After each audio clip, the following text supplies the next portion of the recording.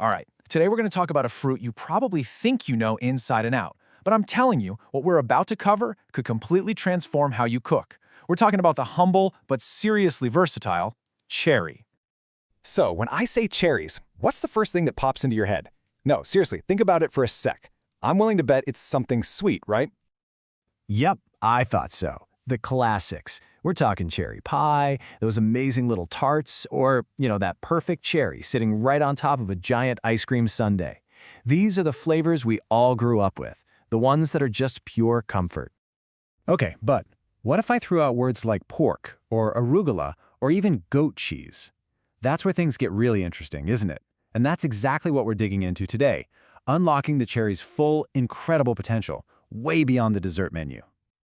So it's time to completely reimagine the cherry. Let's stop thinking of it as just a dessert topping and start seeing it for what it is, a dynamic, powerful ingredient that can seriously elevate pretty much any dish you can think of.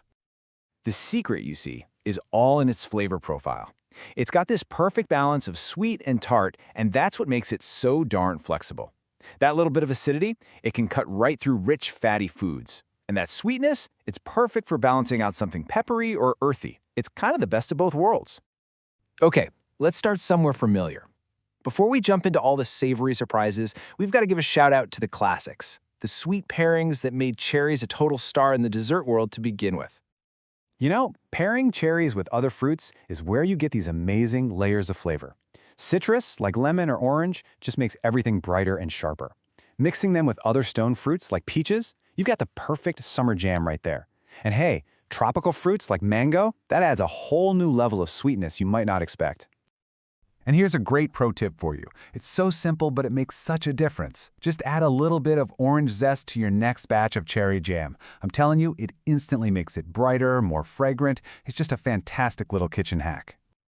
All right, you ready? Now for the main event. Let's dive into the savory revolution and see how cherries can totally transform dishes you would have never thought to put them in. Okay, this is where that sweet-tart combo really gets to mark. Think about it. The cherry's sweetness is the perfect counterpoint to the peppery bite of arugula. Its acidity cuts right through the earthy flavor of beets. And oh man, a cherry balsamic glaze on roasted Brussels sprouts, that is next-level gourmet stuff right there. And this right here is a perfect example of how to pull all these ideas together. You've got the peppery greens, the sweet cherries, that creamy goat cheese, and the crunch from the almonds, and it's all tied together with a light cherry vinaigrette. See? It's a perfect balance of flavor and texture in one bowl. And hey, let's not forget about herbs. They bring in this whole other aromatic layer that adds so much complexity. Mint is a no-brainer for sweet dishes, for sure, but just try adding some thyme or rosemary to a savory cherry glaze for meat. It's an absolute game changer. Now this, for me, is one of the most exciting ways to use cherries.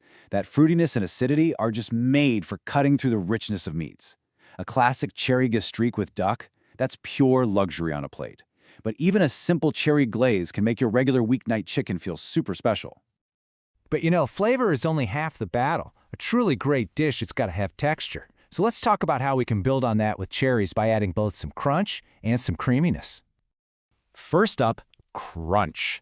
You need that crunchy element to give a fantastic contrast to the soft, juicy texture of the cherries themselves. It just makes every bite more interesting. Almonds are a classic for a reason. They just work. But please, don't stop there. Buttery pistachios in a cherry salad are incredible. And walnuts or pecans, perfect in cobblers and cookies. Oh, and hazelnuts with dark chocolate and cherries. Come on, that is just a stunning combination. And then, to balance out all that wonderful crunch, we need to bring in something rich and creamy to round out the whole experience. I mean, this is a classic for a reason, right? That tangy creaminess from goat cheese, the buttery richness of brie, or even the sharp, funky punch from blue cheese, all of them create this incredible contrast with sweet cherries. Perfect for a charcuterie board or a simple crostini.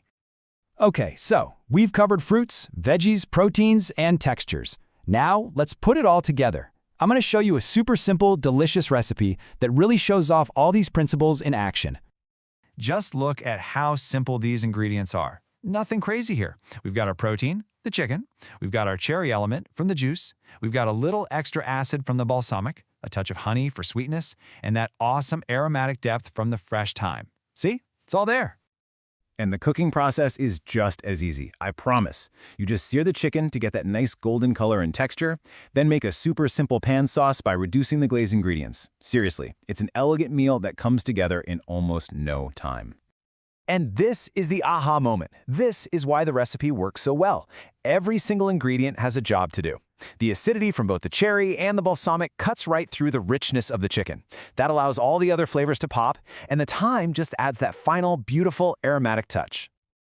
So there you have it. From salads to glazes to desserts, cherries are a true powerhouse ingredient. The real question now is, what are you going to try first? Are you going to go for that arugula and goat cheese salad, or maybe whip up that balsamic glaze for some pork this week?